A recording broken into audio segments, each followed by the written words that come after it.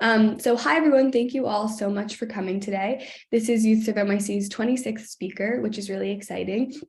And just to remind everyone, YouthServe NYC is a service initiative founded and run by young people who wanted to become more involved in the work of rebuilding New York City in the wake of the COVID-19 crisis.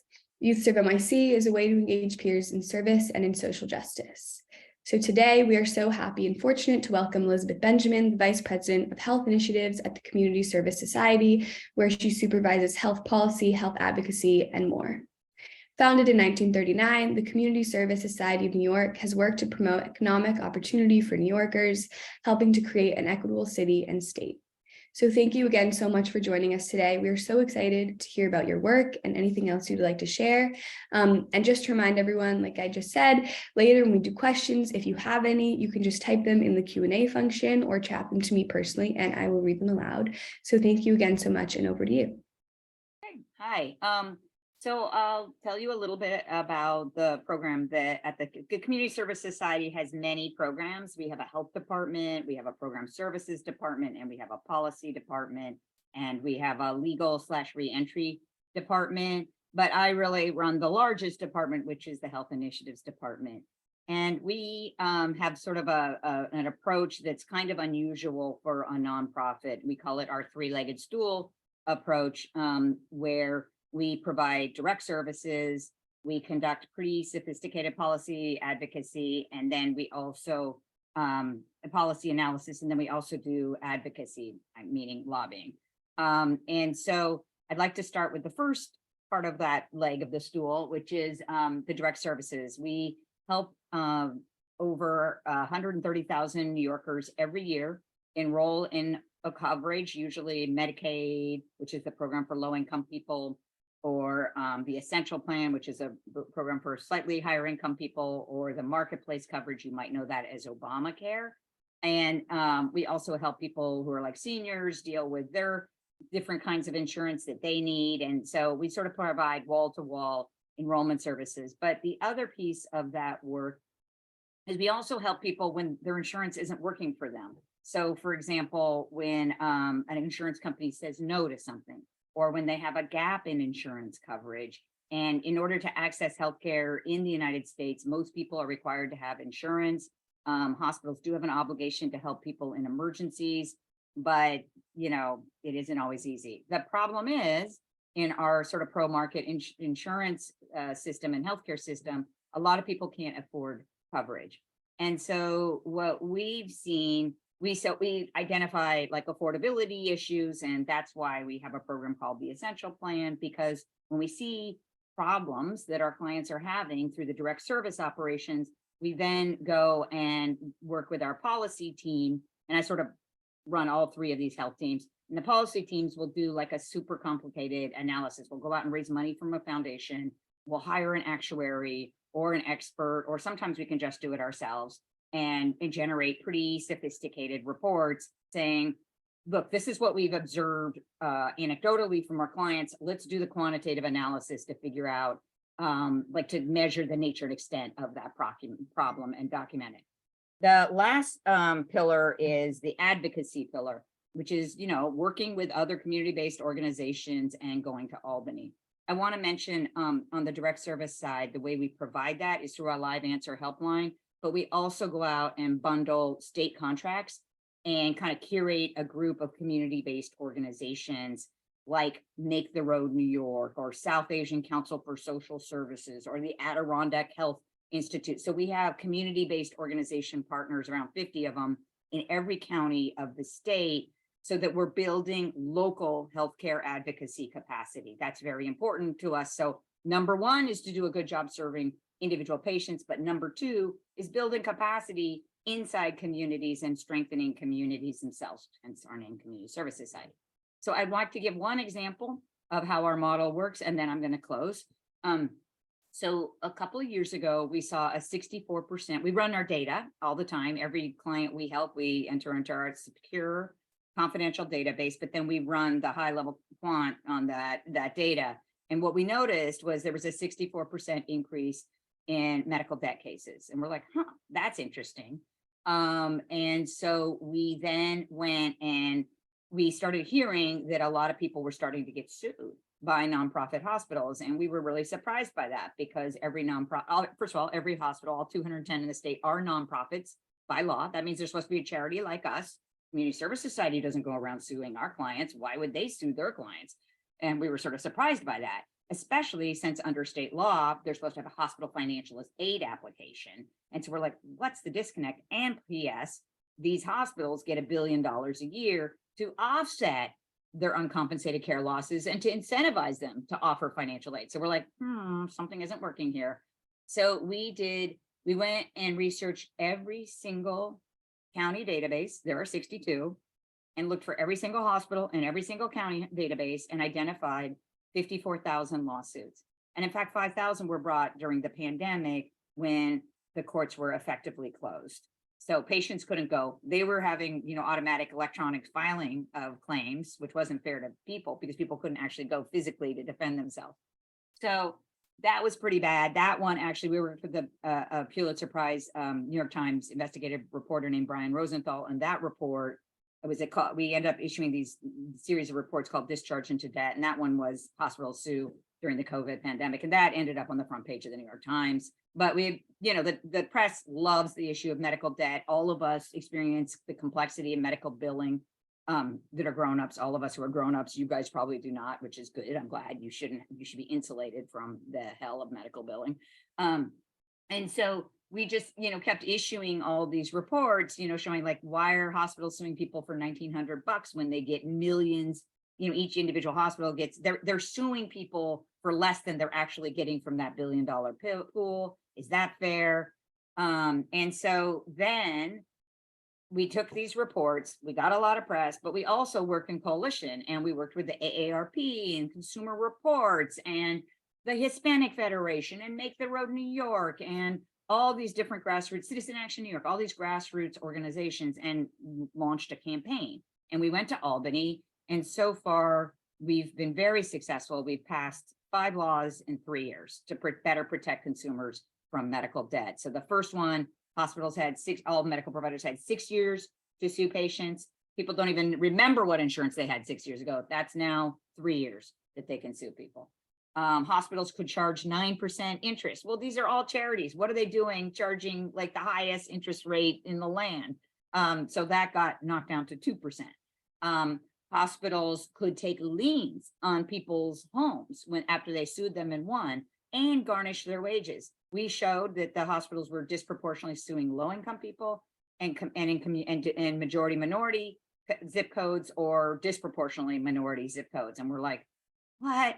Taking people's, you're basically institutionalizing structural racism and inequity in like society if you go after people's homes and garnish their wages, that no one can ever get ahead in that context. And so we won that last year. And this year we're on the cusp of winning one more, which would prevent medical debt from being reported to the credit reporting agencies in the first place, because it's inaccurate and it's not predictive of someone's creditworthiness. So I'm going to stop there. And that's kind of what we do at CSS in our health department.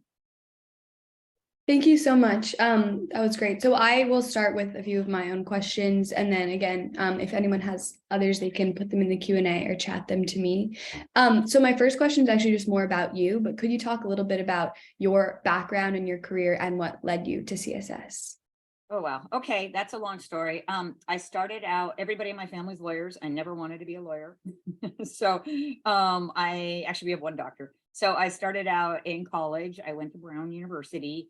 And my junior year of college, I worked at our college radio station. I was very involved with media. I loved it, and thought I wanted to do sort of international communications, humanitarian work. And so I went to India, and I worked in a bunch of villages working on my thesis. I don't need to get into all that.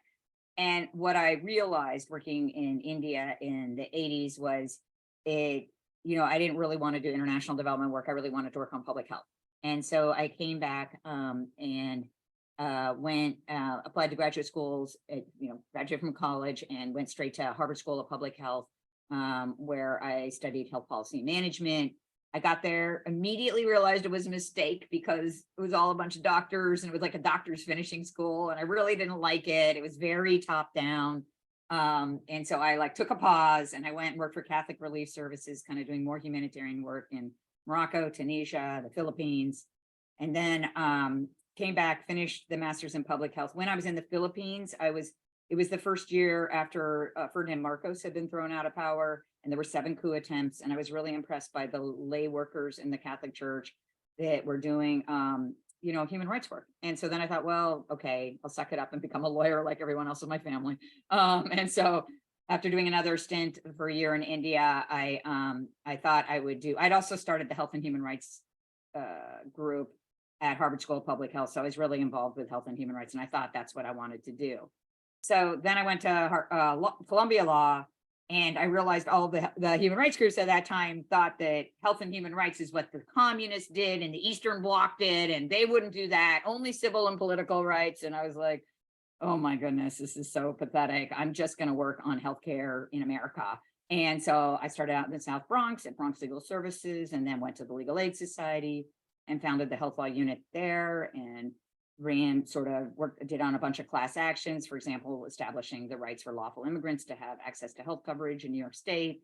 Another case around a child who was in a persistent vegetative state, and New York and Missouri are the only 2 states in the law where a parent couldn't remove life support in that context, and we won that case. And so different kinds of like impact litigation cases. And then I went to the Civil Liberties Union and worked on the Reproductive Rights Project for a couple of years. And then an opportunity came to be at CSS, and I really wanted to work on, establishing the right to health coverage for everyone. And that's what I've been doing for the last 15 years with this model that I've worked on. Great, thank you. So this one's also kind of a broad question, but CSS has, like you mentioned, programs in many areas: housing, healthcare, economic security, et cetera. So can you just talk a little bit about these programs generally and how they fit into CSS's broader mission and goals? I mean, our broader mission is to power a more equitable New York. We really believe in equity, especially economic equity, but also racial equity for people with disabilities, equity, in all manners, LGBT equity, the whole panoply of making a more equitable place. And so, for us, low-income folks are the people, and people of color are least likely to have equitable access to housing, to economic security, to healthcare. And that's why we really dive into those areas. We've done issues, reports on gig workers, for example. So the people that may deliver your food, Grubhub, whatever. And so that's what we do. We work with the taxi workers union. We work with unions. We've had just a great experience doing our work and trying to make a difference. We were behind, for example, we do an annual poll of low-income people, but we do a sort of a validator of middle-income people to kind of get the differences. And one of the things we found is people were really struggling with transportation costs. And so we fought and won the Fair Fare campaign, which would make half-price subway passes for people below 200% of poverty. So, we work really hard on trying to, we really work hard to understand what our constituency needs to make their lives better, our lives better. And that's what we fight for, and we win. And that's, we want to be effective. We don't want to be just a chattering think tank. We really try to build our policy remedies and our reform efforts based on what our constituents are telling us. Great, thank you. So this is kind of another broad question, but can you talk a little bit about the impact COVID-19 has had on your organization's work? Have you changed what you are focusing on or thought about your work at all differently? I think it just really reaffirmed what we're all about, which is making a more equitable and just New York, strengthening New York, really fighting for low-income people, essential workers and whatnot. I think I think it just like strengthened our existing sort of philosophy and mission. Another question: how do you reach the New Yorkers you serve, and how do you kind of find who you need to serve and identify those areas? So 2 ways. One, we do this, annual survey of low-income people. So that's done through a random digit dial survey and polling. And sometimes we use internet pollsters. So that's how we get like big quantitative data sets on what's going on for people. My department We are listed on insurance notices. So if you have a problem with your healthcare, whether you have Medicaid or commercial insurance, you will see the Community Service Society and you can call them for assistance. So that's one way, is through the phone. And then I think I mentioned before, we also think not everybody reads an insurance notice, and not everybody speaks English. Even if our names is in a different language, not everybody reads. And even not in a lot of English speakers don't read very well. And so that's why our model is to also, which we really designed and implemented this at CSS in the 90s, is to really build capacity in where people go. So one of our CBOs, community-based organizations, is a place called South Asian Council for Social Services. They run a food pantry for Chinese people on, like, I don't know, Monday, Tuesdays, for example, and then for South Asian people on Wednesday, Thursday, you know, Chinese people like this shorter grain rice, the Asian folks like the longer grain basmati rice, like it's, you know, and so they really are very, very attuned to the needs of the Asian community, and, you know, speak, I think something like 20 South Asian and other Asian language. I think they even have someone on staff, you know, who speaks Creole, Haitian Creole. So, you know, like they really are in the heart of Queens and serve that constituency. And that's what we do. We try to find the best groups to provide grants to, so that they can get trained up and do the work and help build our, you know, build our capacity, so that we can build their capacity to serve their constituents. Who are then our constituents. We have shared constituency. Great. Okay. So another question, and again, a reminder, if anyone has any, please put them in the Q&A. So these past few days, we've just experienced some of the worst air pollution that New York has ever seen. And as we know, air pollution like that and other environmental issues more generally can significantly harm already vulnerable populations. So how do you think about the relationship between these kinds of environmental and health issues? I feel like there's a lot of people who are experts at making the connection between environmental issues and health issues, and that is not me. I'm an expert on insurance and accessing care and getting people immediate health care.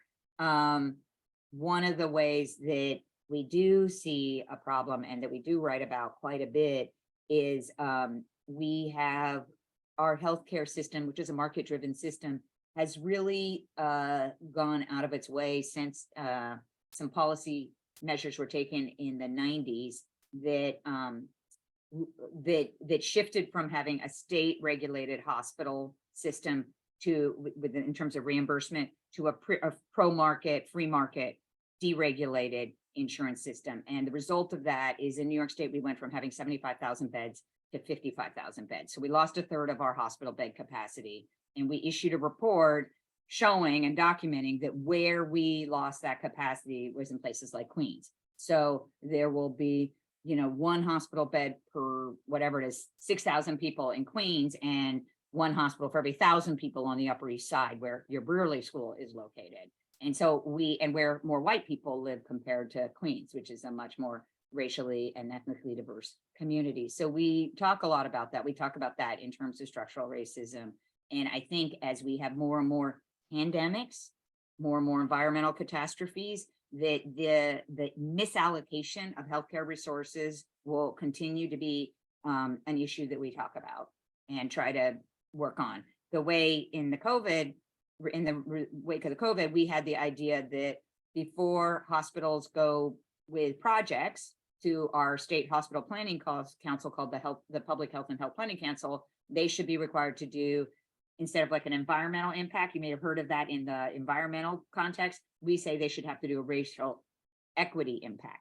And so a health equity impact. And so they should make the case, hire an independent assessment saying, what's the impact of this new project? If you're redeploying projects from Queens to the Upper East Side, what's the impact on that community that's giving up resources? And what's the impact, and how will the community who's gaining resources serve an equitable clientele or patient load? And so that's an example of where we see a problem. Our clients are complaining to us. We come up with a policy solution. We draft the law, and then we go out and get it enacted. And so we're really proud of that one. Great, thank you. This question is, I think, from the chat, and I think you've gone over this a little bit. But with regard to healthcare debt and hospital debt, how do you deal with or encourage those who are undocumented? So just in general, how do you approach that population? So glad you asked that. I've issued actually the several policy reports that, remember, I think early on I said one of the things we can do is we can go raise money to hire actuaries. And I wrote a report in 2016 that outlined 3 options New York State could do to cover undocumented immigrants. And we're fighting right now. I was up till 11 o'clock last night watching the New York State Senate pass a bill that would include undocumented immigrants in one of the proposals that we've been working on. And, you know, I'm providing data to the members of the legislature. This is how much it'll cost. This is how many people you can cover and da, da, da, da. So, you know, I think it's really, the one thing I would say is, for me, having both a law degree as well as a public health degree and having an expertise in policy as well as law has really served me. I wasn't naturally a quantitative person, but being able to run data and to figure out the math and then be able to explain it in real people's terms that like legislators can understand is a gift. And so you know, I don't know if y'all, what you're thinking about doing after college, but I do, you know, I'd always felt a little crazy. For 5 years of studying, I could have had a PhD already, but I'm kind of glad that I did this public health degree and law degree, because I think it's given me, the law is really important to have, because then you can draft bills and, you know, talk back to doctors, quite frankly. So, so it's been a good combination for me.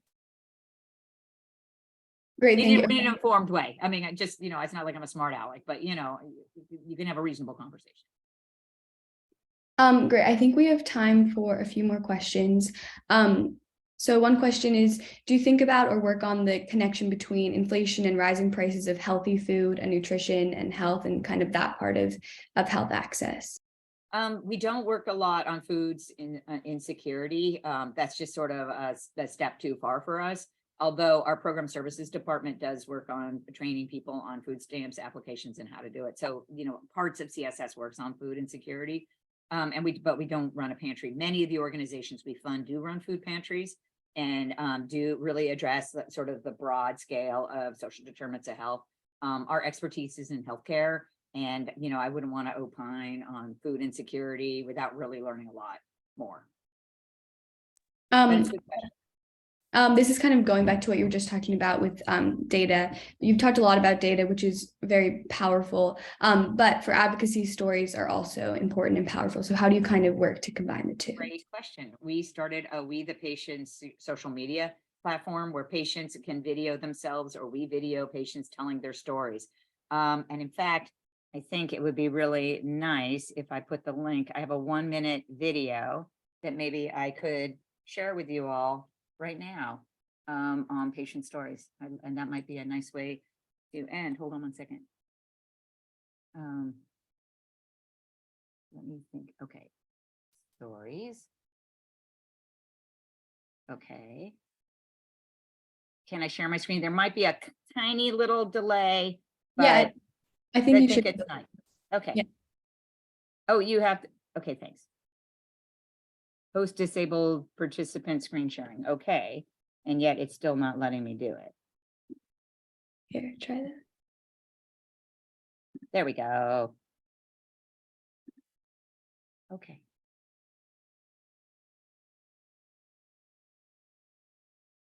And the one thing I feel like I need to do is something about video settings. I think I have to do always display. Is there something I have to do that makes the sound better? Audio, maybe. I feel like there's one little setting I'm supposed to do, but you'll bear with me. It's only a minute, so I think it'll be okay. While I was still in the intensive care unit, I was getting phone calls. Are you from seeing it? billing people. Hearing I it? have so many left in here. Ended up having to file bankruptcy because the mounting medical bills that went to debt collection. Now I might have to make a decision. Do I go to my heart doctor? Or do I go to my kidney doctor? Or do I go to none of these doctors because I can't afford to go? In general, the US healthcare system, people shouldn't have to go into debt with like little knowledge on what to do after just to get the medical care that they need. I've never been offered any financial relief. I only get that. Really listen to the people that are hurting, see them, see the people that are hurting. that are losing, some of them are losing their livelihood, but most of all, their health. And we really need to do something. So that's a big pillar of our strategy, is to bring these patient voices. You know, a lot of them are clients, a lot of them are people that just come to town halls that we're at. And I think it's really important to elevate those stories if we can. And we invite you all, if you want to get involved, it's We the Patients, that, you know, you can send your own video in or reach out to us. And, or if you want to, you know, have a summer internship where you run around hospital emergency rooms and trying to get patients to tell the stories of medical debt, you're very welcome. Great. Thank you for sharing the video. So this is just the last question to wrap up. What is your advice to young people like us who want to get more involved in more public service work? In your opinion, what are some of the best ways to do this? And so just generally, what advice do you have to people who are very committed to the city and to serving vulnerable New Yorkers? I think you have to, you know, really be willing to work hard, and, you know, it may not be comfortable all the time. It may mean that you have to work after hours, or, you know, public interest work is hard work. And so if you want to, you know, I think you have to be willing to work hard and work all hours and just get out there and do it, and, you know, follow the issue that you're most interested in, and make it, you know, explain to people you're willing to do anything and that you're to get started. You know, because it's for sometimes for organizations to take on a young person, it's a lot of work for us. And so, and I don't mean, I know that sounds really harsh, but it just can be more than we have time for. We're so busy helping our clients. We're understaffed ourselves. You know, you kind of have to make the case of how you can help our work, and you know, not need a 1 hour lunch break necessarily. I don't know. You know, just really want to work hard, I think. Great. Thank you so much. So I think that's all the time we have for Oh, like today. that was a sour ending. I feel terrible. No. I think it was a great answer. I think that's all the time we have today. So thank you all so much for coming, and thank you so much. And this recording will be posted on the website soon. So yeah, thank you again. Bye.